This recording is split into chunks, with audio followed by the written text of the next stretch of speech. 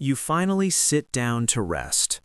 Nothing urgent, no deadlines, no one asking anything from you.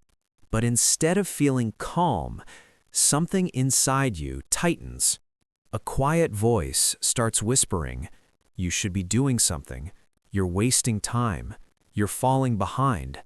So you get up again, not because you want to, but because relaxing feels strangely wrong.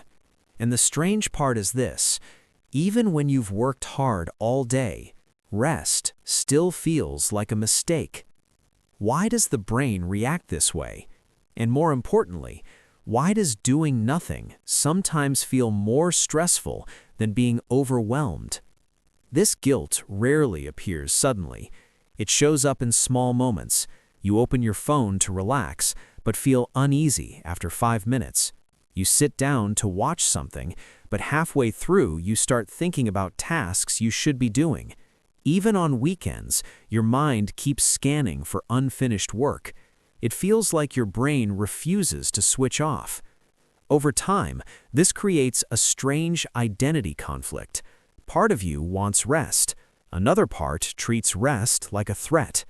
So instead of relaxing, you hover in a constant state of low-level productivity anxiety. You answer emails early. You keep planning things in your head. You try to stay useful.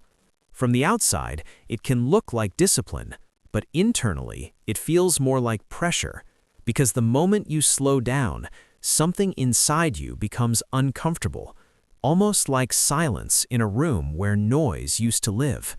And that reaction isn't random. It's the result of how your brain learns to associate safety. So here's the important part. This pattern doesn't mean you're lazy, and it doesn't mean you're broken. In many cases, it means your brain learned something very early. Being productive keeps things stable. Maybe approval came when you achieved something. Maybe calm moments were interrupted by stress. Maybe rest was interpreted as irresponsibility.